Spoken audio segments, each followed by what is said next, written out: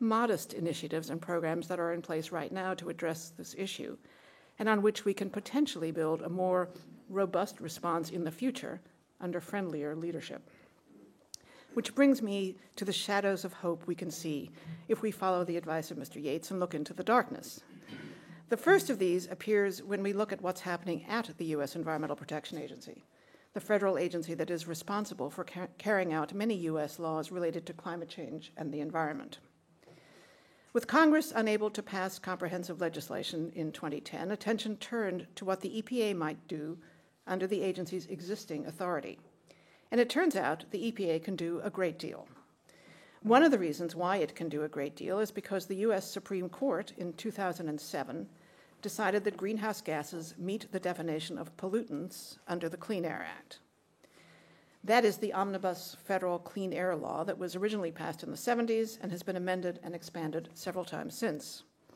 In its 2007 ruling, the Supreme Court left it to the EPA to decide if emissions of greenhouse gases present a risk to public health and welfare. EPA decided that they did, based on the overwhelming scientific evidence about the enormous risks that climate change poses to America and the world. Interestingly, we recently learned that the previous EPA administrator, under President George W. Bush, came to exactly the same conclusion, and other senior Bush administration officials agreed. So when opponents of the EPA decision on greenhouse gases inevitably painted it as a partisan attempt to expand government, well, let's just say that their arguments seemed a tad partisan themselves. What is the EPA doing to try and limit U.S. emissions of greenhouse gases? National standards for passenger cars and light-duty trucks that won approval from industry and environmentalists will increase fuel efficiency to 35.5 miles per gallon by 2016 and save consumers $3,000 over a vehicle's lifetime. A new EPA proposal to be finalized next year aims to increase fuel efficiency by another 3 to 6% per year through 2025. In late October, the agency announced a sensible proposal to reduce emissions by 20% and improve fuel efficiency for medium and heavy-duty vehicles. This was followed by a November announcement that will go a long way to make sure that new industrial facilities in the United States use state-of-the-art technologies to boost efficiency and reduce their greenhouse gas emissions. And later this year, EPA is expected to propose the first ever greenhouse gas standards for new and existing power plants and oil refineries. Of course, opponents of these and other EPA actions will continue to raise a ruckus, and there have already been loud cries in Congress to take away the agency's regulatory authority and cut its funding, as I've already discussed.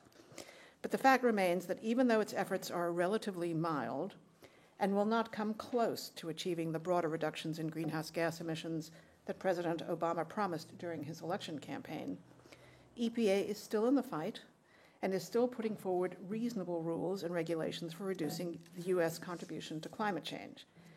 And that is an encouraging thing to see as we take in an otherwise dark scene. It's also important to take notice of action actually taking place on the ground that has climate benefits. Most notably, we expect many old coal plants to shut down. While some new coal plants, a few, will come online soon, we are far more likely to see new natural gas power plants built in the future.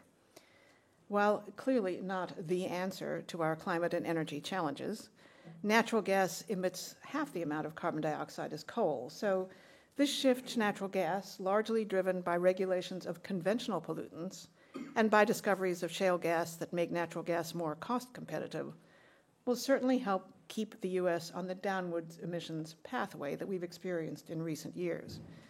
Of course, achieving bigger, brighter changes in how we produce and consume energy will ultimately require new policies, technological innovation, and broad public support.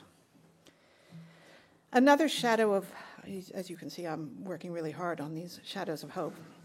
Another shadow of hope that we can see if we look into the current darkness is that President Obama continues to talk about energy issues in a way that is helpful for the climate.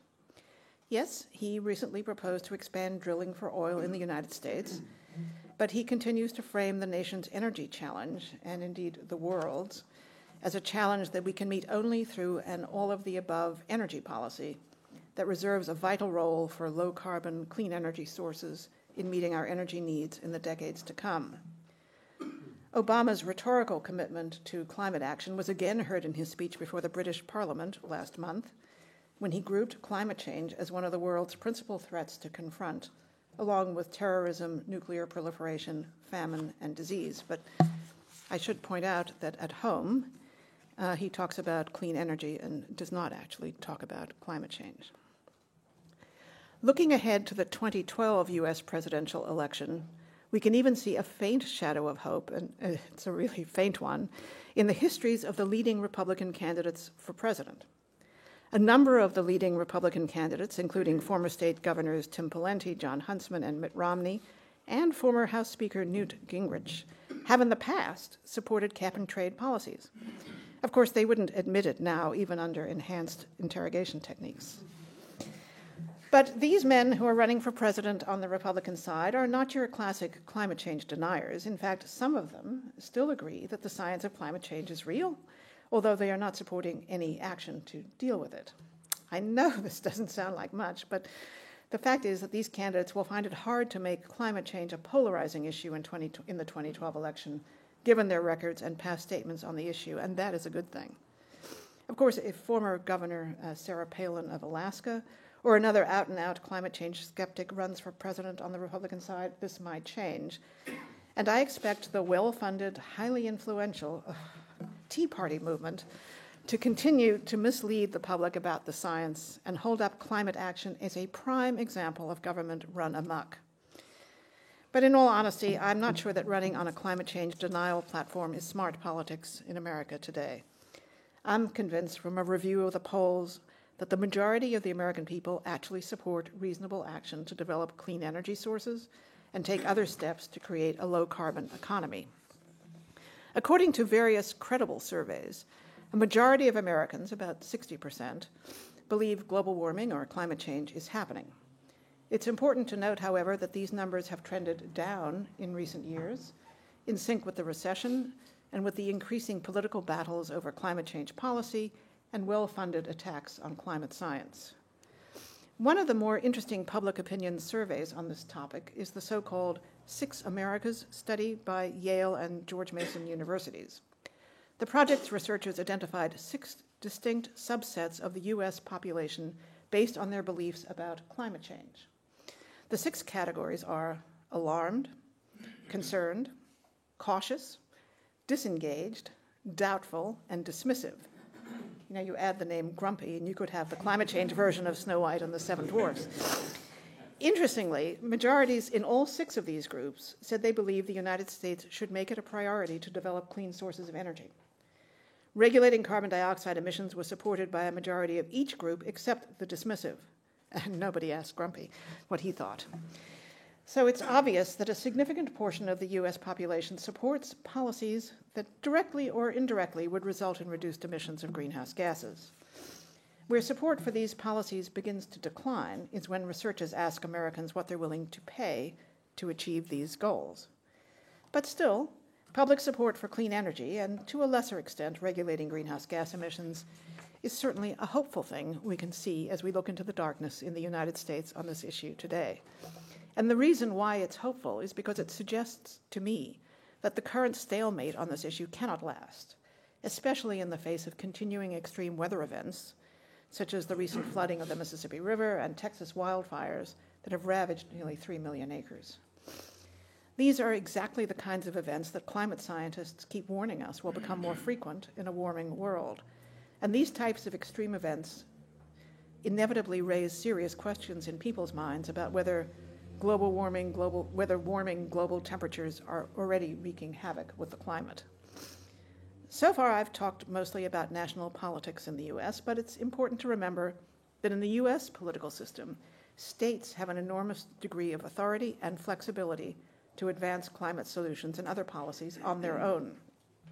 And the good and hopeful news is that many U.S. states have banded together in recent years to launch regional initiatives aimed at reducing greenhouse gas emissions and developing clean energy.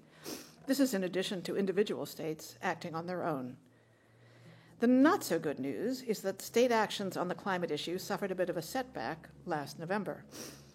As was the case with the U.S. congressional elections, The 2010 gubernatorial elections brought to the nation's state houses a group of new leaders who adopted strong stance against climate action in their campaigns.